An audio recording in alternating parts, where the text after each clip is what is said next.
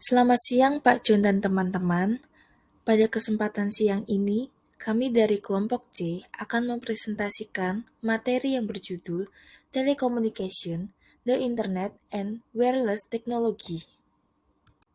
Kami dari kelompok C yang beranggotakan yang pertama, Henok Rivaldo Hawila dengan NIM 202214165, yang kedua, Michelle Arlen Sugianto dengan NIM 202214178, yang ketiga, Sylvia Teresa Sormin dengan NIM 202214181, yang keempat, Efrosina Fredita dengan NIM 202214183, yang kelima, Lydia Novita Simanjuntak dengan NIM 202214187, yang keenam, Marcelina Santika Gitaratri dengan NIM 212214221, yang ketujuh, Yosefina Melani Deodata dengan NIM 212214133.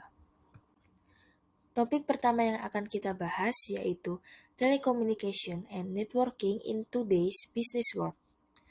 Jaringan dan internet sekarang hampir identik dengan berbisnis. Perusahaan menggunakan komputer, email dan pesan, internet, telepon seluler, dan komputer seluler yang terhubung ke jaringan nirkabel untuk tujuan bisnis.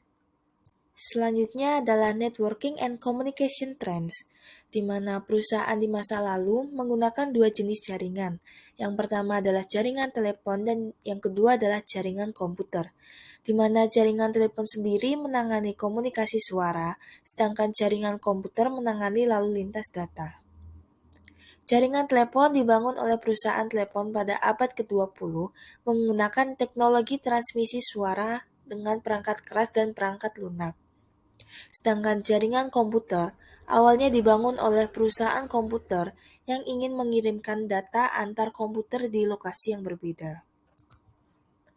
Berkat deregulasi telekomunikasi dan inovasi teknologi informasi yang berkelanjutan, jaringan telepon dan komputer menyatu menjadi satu jaringan digital menggunakan standar dan peralatan berbasis internet bersama, di mana penyedia telekomunikasi saat ini seperti AT&T dan Verizon menawarkan transmisi data, akses internet, layanan telepon seluler, dan program televisi serta layanan suara.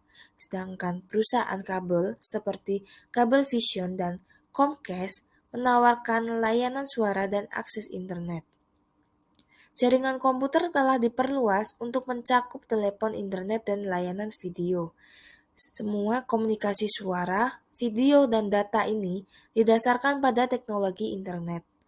Jaringan komunikasi suara dan data juga menjadi lebih kuat, lebih portable, dan lebih murah.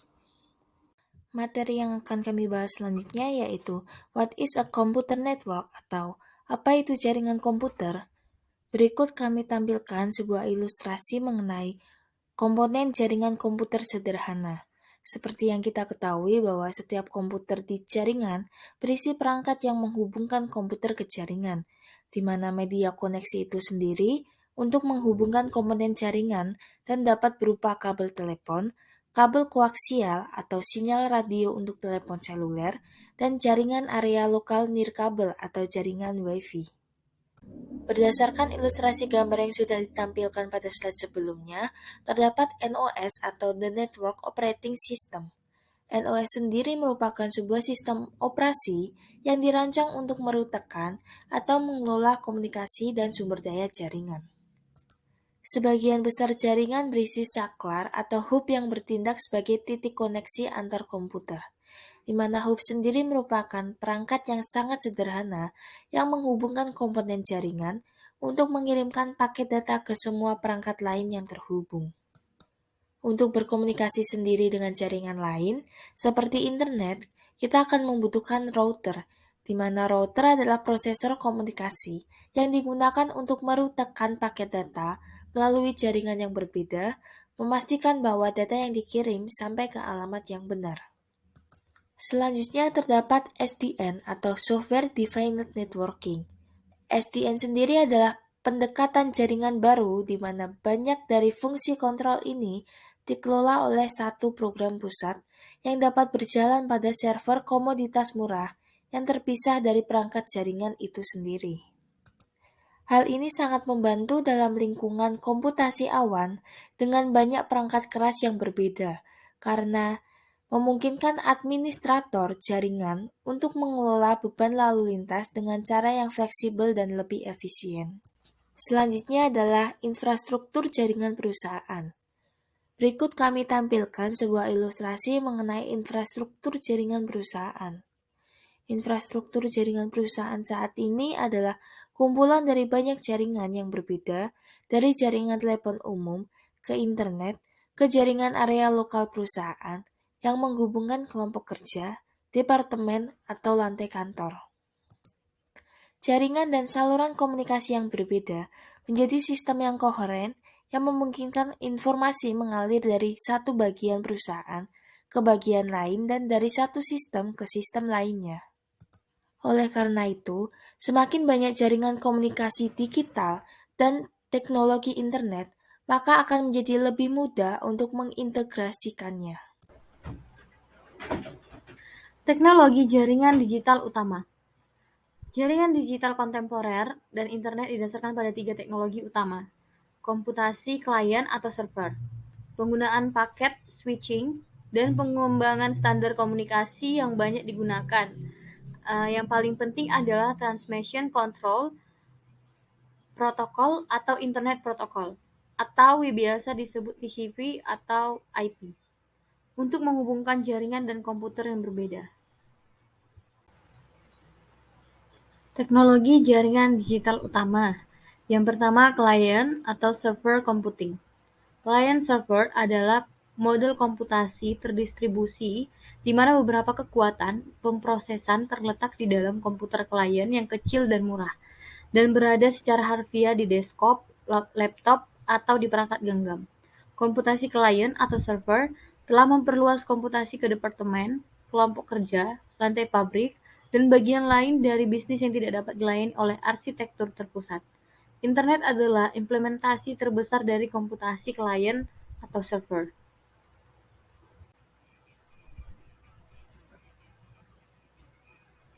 Teknologi jaringan utama, yaitu pergantian PAKRT. Pergantian paket adalah metode untuk mengiris pesan digital menjadi paket-paket yang disebut paket. Mengirimkan paket-paket tersebut melalui jalur komunikasi yang berbeda saat tersedia, dan kemudian merakit kembali paket-paket tersebut setelah mereka tiba di tujuan mereka. Pergantian paket membuat penggunaan kapasitas komunikasi jaringan menjadi jauh lebih efisien. Dalam jaringan paket switch, pesan pertama-tama dipecah menjadi kumpulan data kecil yang disebut paket. Paket termasuk informasi untuk mengarahkan paket ke alamat yang benar dan untuk memeriksa kesalahan transmisi bersama dengan data.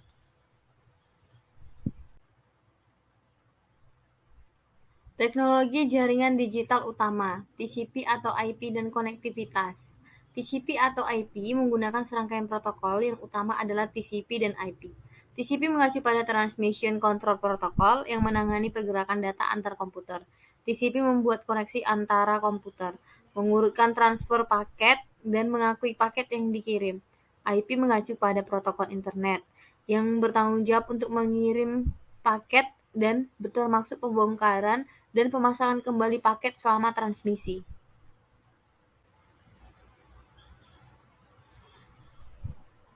Model referensi 4 lapis Departemen Pertahanan untuk TCP atau IP, dan lapisan-lapisan tersebut dijelaskan sebagai berikut. 1. Lapisan aplikasi. Lapisan aplikasi memungkinkan program aplikasi klien untuk mengakses lapisan lain dan mendefinisikan protokol yang digunakan aplikasi untuk bertukar data. Salah satu protokol aplikasi ini adalah Hypertext Transfer Protocol atau HTTP, yang digunakan untuk mentransfer file halaman web. 2. Lapisan transportasi. Lapisan transportasi bertanggung jawab untuk menyediakan lapisan aplikasi dengan komunikasi dan layanan paket. Lapisan ini mencakup TCP dan protokol lainnya.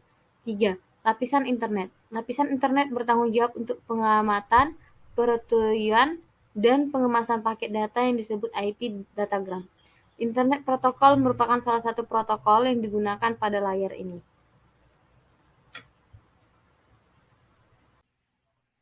Selanjutnya, kita akan membahas communication network atau jaringan komunikasi. Jaringan komunikasi merupakan rangkaian perangkat telekomunikasi dan kelengkapannya yang digunakan dalam melakukan aktivitas telekomunikasi. Pertama-tama, kita akan mengenal terlebih dahulu apa itu sinyal digital dan apa itu sinyal analog. Sinyal analog. Sinyal analog diwakili oleh bentuk gelombang kontinu yang melewati media komunikasi dan digunakan untuk komunikasi suara. Perangkat analog yang paling umum adalah telepon, speaker di komputer, earphone, yang semuanya menciptakan bentuk gelombang analog yang dapat didengar oleh telinga. Sinyal digital. Sinyal digital memiliki bentuk gelombang biner diskrit. Sinyal biner hanya memiliki dua kemungkinan nilai, 1 bit dan 0 bit, yang direpresentasikan sebagai on-off. Sinyal biner digunakan di dalam sistem komputer dan sistem digital lain untuk merepresentasikan setiap sinyal digital. Komputer menggunakan sinyal digital dan memerlukan modem untuk mengubah sinyal digital ini menjadi sinyal analog yang dapat dikirim melalui saluran telepon atau media nirkabel yang menggunakan sinyal analog. Modem adalah singkatan dari modulator demodulator. Modem kabel menghubungkan komputer Anda ke internet menggunakan jaringan kabel. Modem DSL menghubungkan komputer Anda ke internet menggunakan jaringan telepon rumah perusahaan telepon. Modem nirkabel melakukan fungsi yang sama seperti modem tradisional, menghubungkan komputer Anda ke jaringan nirkabel yang dapat berupa jaringan telepon seluler atau jaringan Wi-Fi. Tanpa modem, komputer tidak dapat berkomunikasi satu sama lain menggunakan jaringan analog. Selanjutnya, kita akan membahas mengenai macam-macam tipe jaringan. Di sini sudah ada contohnya. Yang pertama ada Local Area Network, Campus Area Network, Metropolitan Area Network, dan Wide Area Network. Local Area Network. Local Area Network dirancang untuk menghubungkan komputer pribadi dan perangkat digital lainnya dalam radius setengah mil atau 500 meter. Local Area Network biasanya menghubungkan beberapa komputer di kantor kecil, semua komputer di satu gedung, atau semua komputer di beberapa gedung dalam jarak terdekat. Local Area Network juga digunakan untuk menghubungkan ke Wide Area Network dan jaringan lain di seluruh dunia menggunakan internet. One Computer adalah server file jaringan khusus menyediakan pengguna dengan akses ke sumber daya komputer bersama dalam jaringan, termasuk program perangkat lunak dan file data. Server menentukan siapa yang dapat mengakses dan dalam urutan apa. Router menghubungkan LAN ke jaringan lain yang bisa berupa internet atau jaringan perusahaan lain, sehingga LAN dapat bertukar informasi dengan jaringan di luarnya. Sistem operasi LAN yang paling umum adalah Windows, Linux, dan Novel. Masing-masing sistem operasi jaringan ini mendukung IP sebagai protokol jaringan default mereka. Ethernet adalah standar LAN yang dominan di tingkat jaringan fisik, menentukan media fisik untuk membawa sinyal antar komputer, aturan control akses, dan satu set standar bit yang digunakan untuk membawa data melalui sistem. Awalnya, Ethernet mendukung kecepatan transfer data 10 megabit per detik. Versi yang lebih baru, seperti Gigabit Ethernet, mendukung kecepatan transfer data masing-masing 1 gigabit per detik. LAN menggunakan arsitektur klien atau server, di mana sistem operasi jaringan berada pada satu file server, dan server menyediakan banyak kendali dan sumber daya untuk jaringan. Atau, LAN dapat menggunakan arsitektur peer-to-peer, yaitu jaringan peer-to-peer memperlakukan semua prosesor secara dan digunakan terutama di jaringan kecil dengan kurang lebih 10 pengguna. Berbagai komputer di jaringan dapat bertukar data dengan akses langsung dan dapat berbagi perangkat periferal tanpa melalui server berpisah. Dalam LAN yang menggunakan sistem operasi Windows Server arsitektur peer-to-peer disebut model jaringan workgroup, di mana sekelompok kecil komputer dapat berbagi sumber daya seperti file, folder, dan printer melalui jaringan tanpa server khusus. Model jaringan domain Windows sebaliknya menggunakan server khusus untuk mengelola komputer di jaringan. LAN yang lebih besar memiliki banyak line dan beberapa server dengan server terpisah untuk layanan tertentu, seperti menyimpan dan mengolah file dan database, mengolah printer, menyimpan dan mengolah email, atau menyimpan dan mengolah halaman web. Metropolitan and Wide Area Network. Wide Area Network menjangkau jarak geografis yang luas hingga seluruh wilayah, negara bagian, benua, atau seluruh dunia. Wide Area Network yang paling universal dan kuat adalah Internet. Metropolitan Area Network adalah jaringan yang mencakup area metropolitan, biasanya kota dan pinggiran kota utamanya. Lingkup geografisnya berada di antara Wide Area Network dan Local Area Network. Transmission Media and Transmission Speed.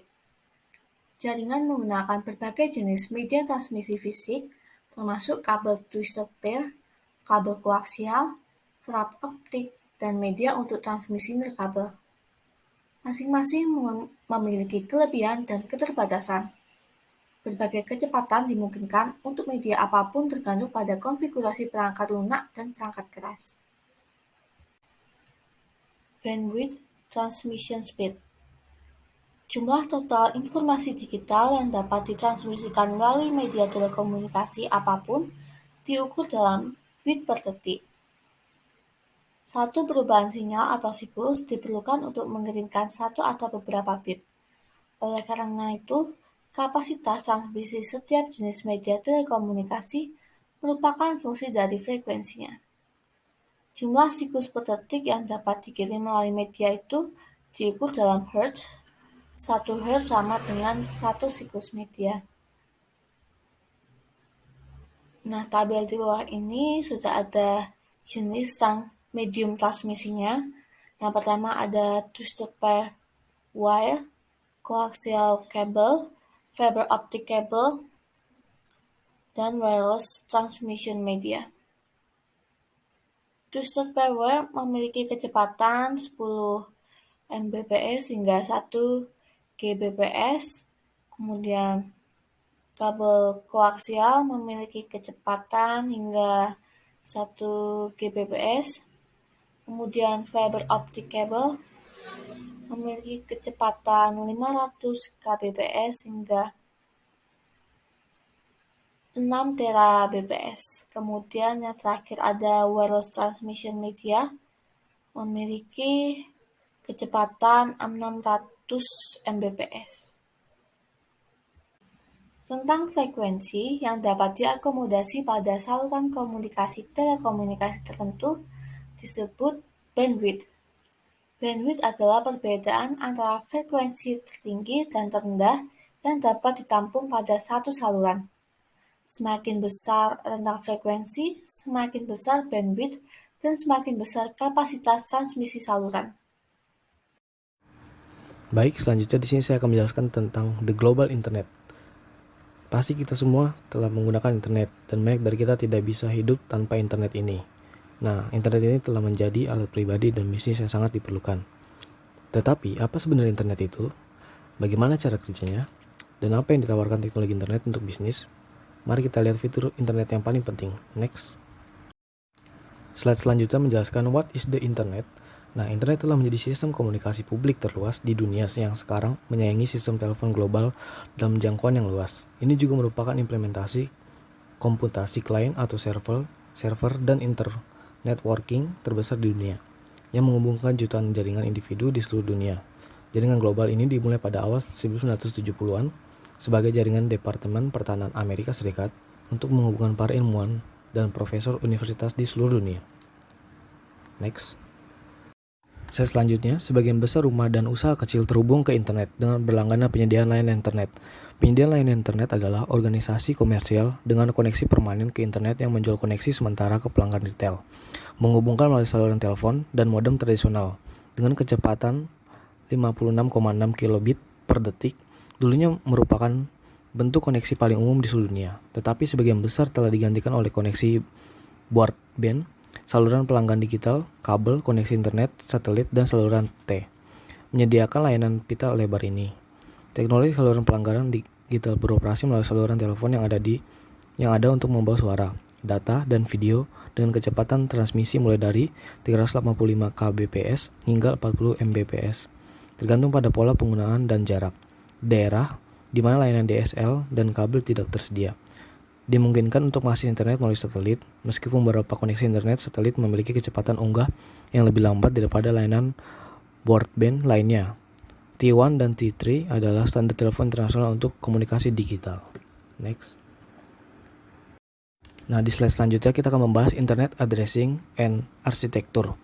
Nah, internet didasarkan pada rangkaian protokol jaringan TCP atau 1P yang dijelaskan sebelumnya di bab ini. Setiap komputer di internet diberi internet yang unik. 288 bagian 2 infrastruktur teknologi informasi. Alamat protokol atau 1P yang saat ini merupakan angka ke-22 bit yang diwakili oleh 4 rangkaian angka mulai dari 0 hingga 255. Dipisahkan oleh titik. Misalnya, alamat IP www.microsoft.com adalah 207.46.250.119.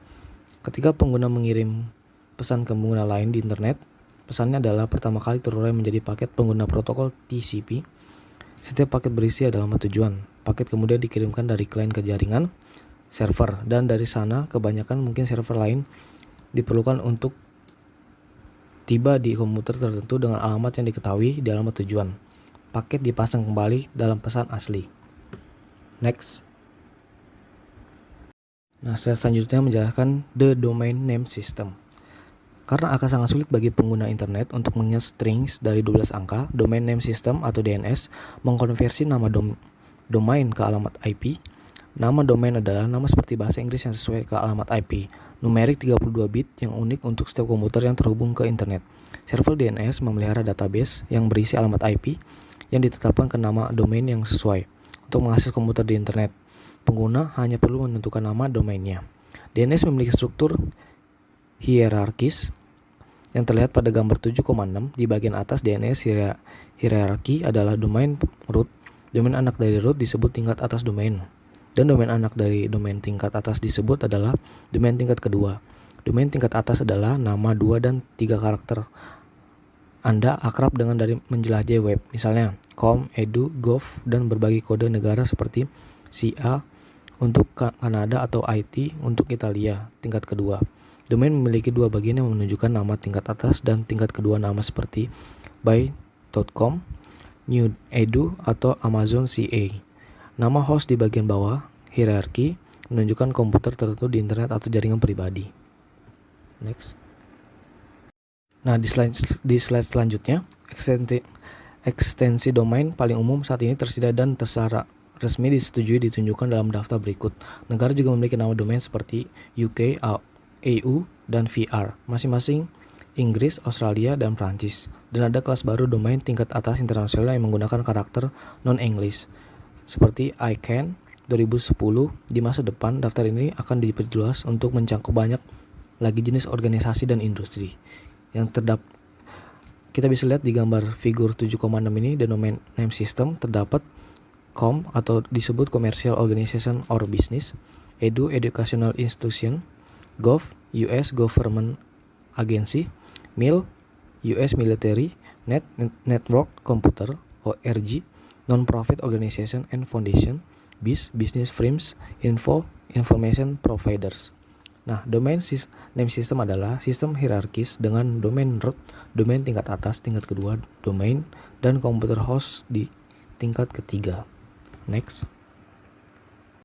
Nah, di slide selanjutnya kita akan di sini menjelaskan Internet Architecture and Governance. Lalu lintas data internet di bawah melalui tulang punggung berkecepatan tinggi lintas benua. Jaringan yang umumnya beroperasi dalam kisaran 45 Mbps hingga 2,5 Gbps. Terlihat dalam gambar 7,7 ini di internet network arsitektur. Saluran bagasi ini biasanya dimiliki oleh telepon jarak jauh, perusahaan disebut penyedia layanan jaringan atau oleh pemerintah nasional.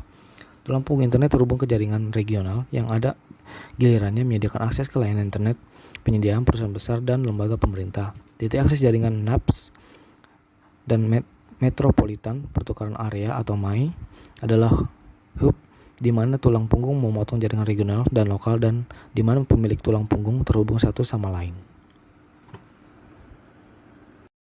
Nah, selanjutnya, jalur koneksi lokal dimiliki oleh telepon regional dan televisi kabel, perusahaan di Amerika Serikat yang menghubungkan pengguna retail di rumah dan bisnis ke internet. Jaringan regional menyewakan akses ke ISP, perusahaan swasta dan lembaga pemerintahan. Setiap organisasi membayar untuk jaringannya sendiri dan internet lokalnya sendiri, layanan koneksi, yang sebagian dibayarkan ke saluran utama jarak jauh pemilik pengguna internet. Individu membayar ISP untuk menggunakan layanan mereka. Dan mereka umumnya membayar biaya pelanggan tetap, tidak peduli berapa banyak atau sedikit mereka menggunakan internet. Perdebatan sekarang berkecamuk tentang apakah pengaturan ini harus dilanjutkan atau apakah pengguna internet berat yang mengunduh video dan musik besar file harus membayar lebih untuk bandwidth yang mereka konsumsi. Bahasa markup dan standar pemrograman lain untuk web. Organisasi ini mempengaruhi instansi pemerintah, pemilik jaringan ISP dan pengembang perangkat lunak dengan tujuan menjaga internet beroperasi seefisien mungkin. Internet juga harus sesuai dengan hukum negara bangsa yang berdaulat di mana ia beroperasi serta infrastruktur teknis yang ada di dalam negara bangsa. Nah, saya selanjutnya menjelaskan mengenai the future internet, IPv6 and Internet 2. Internet pada awalnya tidak dirancang untuk menangani transmisi sejumlah besar data dan miliaran pengguna. Karena banyak perusahaan dan pemerintah telah diberikan blok besar jutaan alamat IP untuk mengakomodasi tenaga kerja saat ini dan masa depan, dan karena internet belaka pertumbuhan populasi, dunia akan kehabisan alamat IP yang tersedia menggunakan konvensi pengalamatan lama. Sistem pengalamatan lama sedang diganti oleh versi baru dari skema pengalamatan IP yang disebut IPv6. Yang berisi alamat 128 bit atau lebih dari 1 kuadriliun kemungkinan alamat unik. Nah, Internet 2 adalah konsorsium jaringan canggih yang mewakili lebih dari 350 universitas Amerika Serikat, bisnis swasta, dan lembaga pemerintah bekerja dengan 66.000 institusi di seluruh Amerika Serikat dan mitra jaringan internasional dari lebih dari 50 negara untuk menghubungkan komunitas ini. Internet 2 mengembangkan jaringan 100 Gbps berkapasitas tinggi yang melayani sebagian testbed untuk teknologi terdepan yang pada akhirnya dapat berimigrasi ke internet publik, termasuk telemedicine, pembelajaran jarak jauh, dan lainnya. Aplikasi canggih tidak mungkin dilakukan dengan lawan internet tingkat konsumen. Saya selanjutnya menjelaskan mengenai Internet Service and Communication Tools. Internet didasarkan pada teknologi klien atau server. Individu yang menggunakan internet mengontrol apa yang mereka lakukan melalui aplikasi klien di komputer mereka, seperti perangkat lunak, perambah web, data termasuk pesan email dan web. Halaman disimpan di server. Seorang klien menggunakan internet untuk meminta informasi dari server web tertentu pada komputer yang jauh, dan server mengirimkan meminta informasi kembali ke klien melalui internet. Bab 5 dan bab 6 menjelaskan bagaimana web bekerja dengan server aplikasi dan server database untuk mengakses informasi dari sistem informasi internal organisasi, aplikasi, dan database yang terkait. Platform klien hari ini termasuk tidak hanya PC dan komputer lain, tetapi juga ponsel digital, genggam kecil, perangkat, dan perangkat informasi lainnya. Nah, di slide selanjutnya kita akan membahas mengenai Internet Service. Komputer klien yang terhubung ke internet memiliki akses ke berbagai jasa. Lain ini meliputi email, chattingan, dan pesan instan, kelompok diskusi elektronik, telnet, file transfer protokol atau VTP, dan web table dan web. Nah, di tabel 7,3 ini memberikan deskripsi singkat tentang layanan ini. Tabel 7,3 ini major internet service. Nah, di sini capability berisi email, chatting, dan instant message, newsgroups, telnet, file transfer protokol atau VTP, dan World Wide Web. Dan function supported itu ya email berfungsi sebagai person to person messaging, dokumen sharing, chattingan dan instant messaging berfungsi internet interactive conversation. News group berfungsi discussion groups and electronics bulletin boards. Telnet berfungsi login on the one computer system and doing work on another.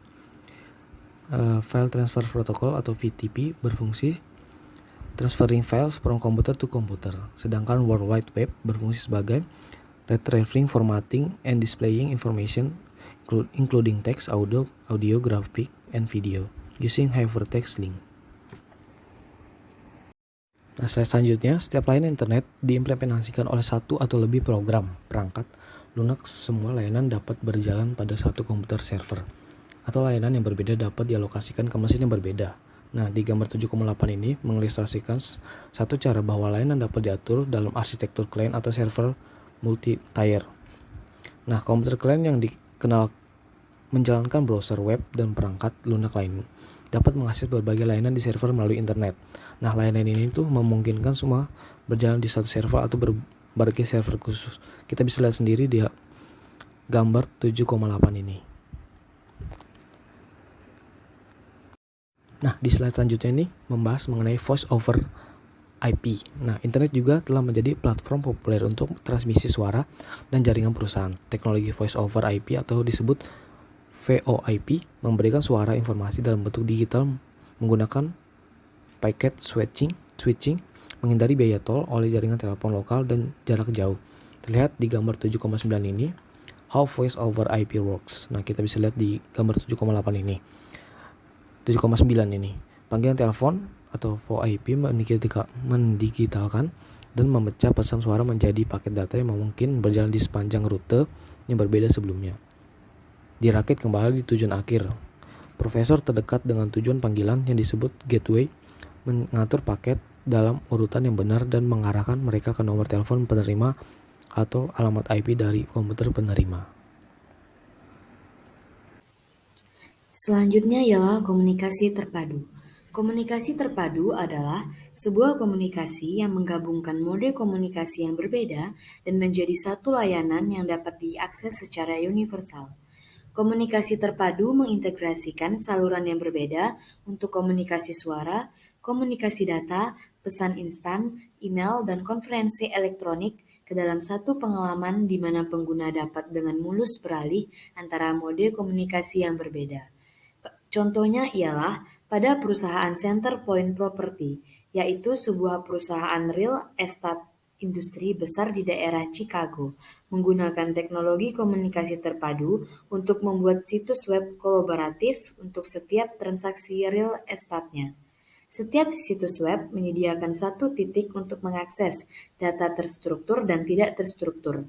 Teknologi kehadiran terintegrasi memungkinkan anggota tim mengirim email, pesan instan, panggilan, atau konferensi video dengan satu klik. Jaringan pribadi virtual. Jaringan pribadi virtual atau yang disebut dengan VPN adalah jaringan pribadi yang aman, terenkripsi, yang telah dikonfigurasi dalam jaringan publik untuk memanfaatkan skala ekonomi dan fasilitas manajemen jaringan besar. Contohnya adalah seperti internet. Beberapa protokol yang bersaing digunakan untuk melindungi data yang dikirimkan melalui internet publik yaitu Point-to-Point Tunneling Protocol atau yang disingkat dengan PPTP. Dalam proses yang disebut tunneling ini, paket data dienkripsi dan dibungkus di dalam paket IP. Dengan menambahkan pembungkus ini di sekitar pesan jaringan untuk menyembunyikan isinya, perusahaan bisnis membuat koneksi pribadi yang berjalan melalui internet publik. Web adalah layanan internet yang paling populer. Ini adalah sistem dengan standar yang diterima secara universal untuk menyimpan, mengambil, memformat, dan menampilkan informasi menggunakan arsitektur klien atau server. Halaman web diformat menggunakan hypertext dengan tautan tertanam yang menghubungkan dokumen satu sama lain dan yang juga menautkan halaman ke objek lain, seperti file suara, video, atau animasi. Selanjutnya ialah hypertext. HTTP adalah kumpulan huruf pertama di awal setiap alamat web, diikuti dengan nama domain yang menentukan komputer server organisasi yang menyimpan dokumen. Sebagian besar perusahaan memiliki nama domain yang sama atau terkait erat dengan nama perusahaan resmi mereka. Halaman web dapat diakses melalui internet karena perangkat lunak browser web yang mengoperasikan komputer dapat meminta halaman web yang disimpan di server host internet menggunakan Hypertext Transfer Protocol atau yang disingkat dengan HTTP. Server web adalah perangkat lunak untuk mencari dan mengelola halaman web yang disimpan. Ini menempatkan halaman web yang diminta oleh pengguna di komputer di mana mereka disimpan dan mengirimkan halaman web ke komputer pengguna. Server web yang paling umum digunakan saat ini adalah Apache HTTP Server yang menguasai 65% pasar. Apache adalah produk open source yang gratis dan dapat diunduh dari web. Contohnya ialah Microsoft Internet Information Service atau yang disingkat dengan IIS, yang umum digunakan dan memiliki 15% pangsa pasar. Mencari informasi di web. Web permukaan adalah bagian dari web yang dikunjungi mesin pencari dan tentang informasi mana yang direkam. Misalnya, Google mengunjungi sekitar 400 miliar halaman pada tahun 2012, dan ini mencerminkan sebagian besar populasi halaman web yang dapat diakses publik. Tapi ada deep web yang berisi sekitar 1 triliun halaman tambahan, banyak diantaranya milik sendiri, seperti halaman Wall Street Journal online, yang tidak dapat dikunjungi tanpa langganan atau kode akses, atau yang disimpan dalam perlindungan database perusahaan. Mesin pencari jelas bisa menemukan halaman web tertentu yang dapat membantu bisnis kita. Mesin pencari ini berusaha untuk memecahkan masalah, menemukan informasi yang berguna di web hampir seketika, dan bisa dibilang mereka adalah aplikasi pembunuh di era internet. Mesin pencari saat ini dapat menyaring file HTML, file aplikasi Microsoft Office, file PDF, serta file audio, video, dan gambar. Pada tahun 1994, mahasiswa ilmu komputer Universitas Stanford, David Filo dan Jerry yang membuat daftar pilihan halaman web favorit mereka dan menyebutnya ialah Yahoo. Yahoo pada awalnya bukan mesin pencari, tetapi lebih merupakan pilihan situs web yang diedit yang diatur berdasarkan kategori yang menurut editor berguna, tetapi saat ini bergantung pada Microsoft untuk hasil pencarian. Pada tahun 1998, Larry Page dan Sergey Brin, dua mahasiswa ilmu komputer Stanford lainnya, merilis Google versi pertama. Mesin pencari ini berbeda, tidak hanya mengindeks kata setiap halaman web, tetapi juga memberi peringkat pada hasil pencarian berdasarkan relevansi setiap halaman. Bisa dilihat di gambar. Persen Google merupakan persen terbesar dari web lainnya. Dapat disimpulkan bahwa Google adalah mesin pencari paling populer dan mengenangi 78% pencarian web. Search Engine Marketing. Search Engine telah menjadi platform periklanan utama dan alat belanja dengan menawarkan apa yang sekarang disebut pemasaran mesin pencari. Ketika pengguna memasukkan istilah pencarian di Google, Bing, Yahoo, atau situs lain yang dilayani oleh mesin pencari ini, mereka menerima dua jenis daftar, tautan sponsor yang telah dibayar pengiklan untuk dicantumkan, atau biasanya di bagian atas halaman hasil pencarian, dan hasil pencarian organik yang tidak disponsori. Selain itu, pengiklanan dapat membeli kotak teks kecil di samping halaman hasil pencarian. Meskipun mesin pencari pada awalnya dirancang untuk mencari dokumen teks, ledakan foto dan video di internet menciptakan permintaan untuk mencari dan mengklasifikasi objek visual. Perangkat lunak pengenalan wajah dapat membuat versi digital dari wajah manusia. Pada tahun 2012, Facebook memperkenalkan perangkat lunak pengenalan wajah dan menggabungkannya dengan penandaan untuk membuat fitur baru yang disebut saran tag. Perangkat lunak ini membuat cetakan wajah digital mirip dengan sidik jari. Pengguna dapat menempatkan foto mereka sendiri yang ditandai di timeline mereka dan timeline teman mereka. Setelah foto seseorang ditandai, Facebook dapat memilih orang itu dari foto grup dan mengidentifikasi orang lain yang ada di foto tersebut. Dan juga dapat mencari orang di Facebook menggunakan gambar digital mereka untuk menemukan dan mengidentifikasi mereka. Selanjutnya ialah Web 2.0. Situs web saat ini tidak hanya berisi konten statis, mereka memungkinkan orang untuk berkolaborasi, berbagi informasi, dan memuat layanan dan konten baru secara online. Jika kita telah berbagi foto melalui internet di Flickr atau situs foto lain, menyematkan foto di Pinterest, memposting foto ke YouTube, membuat blog, atau menambahkan aplikasi ke halaman Facebook, Anda telah menggunakan beberapa layanan web ini. Web ini memiliki 4 fitur yang menentukan, yaitu yang pertama, interaktivitas, yang kedua, kontrol pengguna waktu nyata, yang ketiga, partisipasi sosial, dan yang keempat, konten yang dibuat pengguna. Teknologi dan layanan di balik fitur ini termasuk komputasi awan, mashup, dan aplikasi perangkat lunak seperti blog, RSS, wiki, dan jejaring sosial. Yang pertama kita bahas ialah Mashup. Mashup adalah layanan perangkat lunak yang memungkinkan pengguna dan pengembang sistem untuk mencampur dan mencocokkan konten atau komponen perangkat lunak untuk menciptakan sesuatu yang sama. Misalnya, penyimpanan foto dan situs berbagi Yahoo, Flickr menggabungkan foto dengan informasi lain tentang gambar yang disediakan oleh pengguna dan alat untuk membuatnya dapat digunakan dalam lingkungan pemrograman lain. Yang kedua ialah blog. Blog adalah situs web pribadi yang biasanya berisi serangkaian entry kronologis terbaru hingga terlama oleh penulisnya dan tautan ke halaman web terkait. Blog dapat menyertakan blog roll atau kumpulan tautan ke blog lain dan trackback atau daftar entry di blog yang merujuk ke postingan di blog pertama. Tindakan membuat blog sering disebut dengan blogging. Blog dapat dighosting oleh layanan pihak ketiga, seperti blogger.com, typepad.com, dan sanga.com, dan fitur blogging telah dimasukkan ke dalam jejaring sosial, seperti Facebook, dan platform kolaborasi seperti Lotus Notes. Contohnya ialah WordPress. Situs ini adalah alat blogging open source dan sistem manajemen konten terkemuka. Kemudian, microblogging, situs ini adalah jenis blogging yang menampilkan posting pendek 140 karakter atau kurang dan digunakan di Twitter. Yang ketiga ialah wiki. Perangkat lunak wiki biasanya menyediakan template yang mendefinisikan tata letak dan elemen umum untuk semua halaman, menampilkan kode program perangkat lunak yang dapat diedit pengguna, dan kemudian membuat konten menjadi halaman berbasis HTML untuk ditampilkan di browser web. Beberapa perangkat lunak wiki hanya mengizinkan pemformatan teks dasar, sedangkan perangkat lain mengizinkan penggunaan tabel, gambar, atau bahkan elemen interaktif seperti polling atau permainan. Contoh kegunaan wiki dalam bisnis yaitu Pusat Keamanan Siber Nasional atau yang disingkat dengan NCSC. Departemen Keamanan Dalam Negeri Amerika Serikat menyebarkan wiki untuk memfasilitasi kolaborasi di antara badan-badan federal tentang keamanan siber.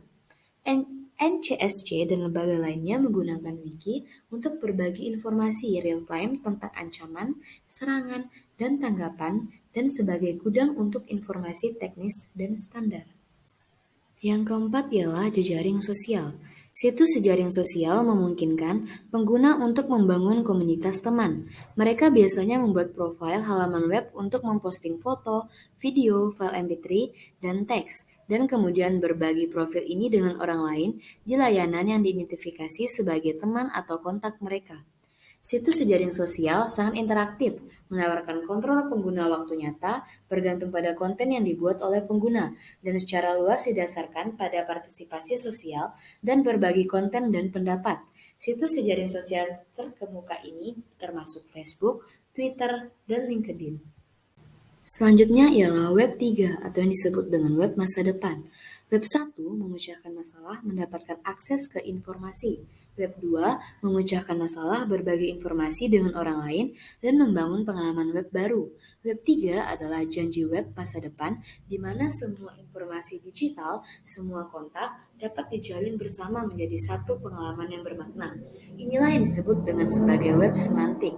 Web semantik adalah upaya kolaboratif yang dipimpin oleh World Wide Web Consortium untuk menambahkan lapisan makna di atas web yang ada, untuk mengurangi jumlah keterlibatan manusia dalam mencari dan memproses informasi dalam web. Revolusi nirkabel. Ponsel, smartphone, tablet, dan komputer pribadi termasuk revolusi berkemampuan nirkabel yang telah berubah menjadi media portabel dan platform komputasi. Ponsel cerdas seperti iPhone, ponsel Android, dan BlackBerry menggabungkan fungsionalitas ponsel dengan komputer laptop seluler dengan kemampuan Wi-Fi. Hal ini memungkinkan untuk menggabungkan musik, video, akses internet, dan layanan telepon dalam satu perangkat. Smartphone adalah peringkat nirkabel yang paling cepat berkembang sehubungan dengan akses internet. Sistem seluler. Pada tahun 2012, sekitar 120 juta orang mengakses web menggunakan ponsel mereka. Dalam beberapa tahun, smartphone akan menjadi sumber utama pencarian, bukan PC desktop. Layanan seluler digital menggunakan beberapa standar yang bersaing. Di Eropa dan sebagian besar dunia di luar Amerika Serikat, standarnya adalah Sistem Global untuk Komunikasi Seluler atau yang disebut dengan GSM. Saat ini, operator nirkabel menawarkan jaringan 3G dan 4G.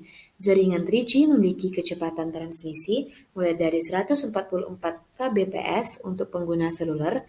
Jaringan ini memiliki kecepatan transmisi yang adil untuk email, menjelajah web, dan belanja online, tetapi terlalu lambat untuk melakukan video. Selanjutnya ialah jaringan 4G. Jaringan ini disebut dengan jaringan yang memiliki kecepatan yang jauh lebih tinggi. Jaringan ini setara dengan koneksi Wi-Fi rumah. LTE menyediakan kapasitas lebih dari cukup untuk menonton video definisi tinggi di ponsel. 7.4 The Wireless Revolution Cellular System. Pada tahun 2012, diperkirakan 1,5 miliar ponsel akan terjual di seluruh dunia. Dalam beberapa tahun terakhir, smartphone akan menjadi sumber utama pencarian, bukan PC desktop. Sistem seluler generasi sebelumnya dirancang terutama untuk transmisi suara dan data terbatas dalam bentuk pesan teks singkat. Saat ini, operator nirkabel menawarkan jaringan 3G dan 4G.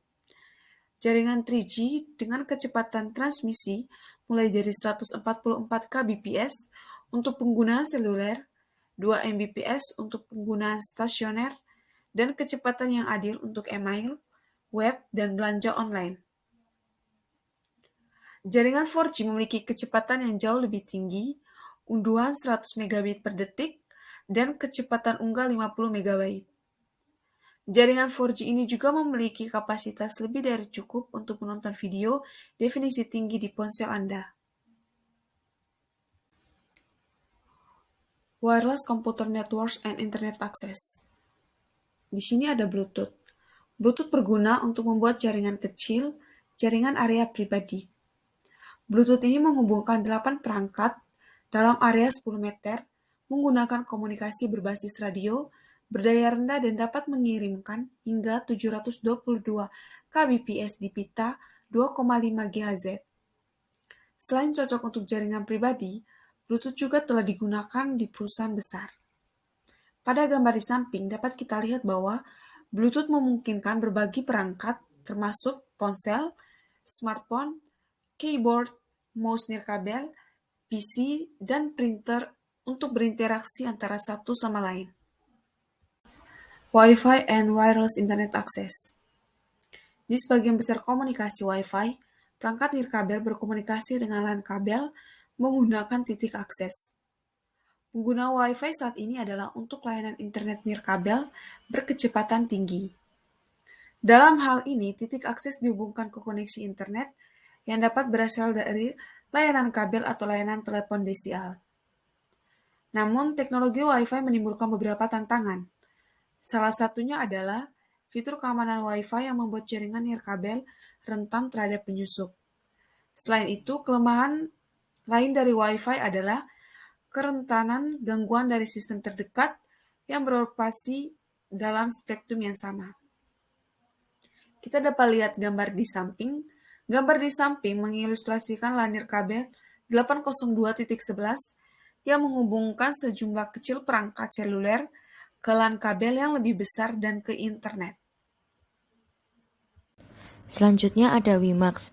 WiMAX yang merupakan singkatan dari Worldwide Interoperability for Microwave Access adalah istilah populer untuk IEEE Standard 80216.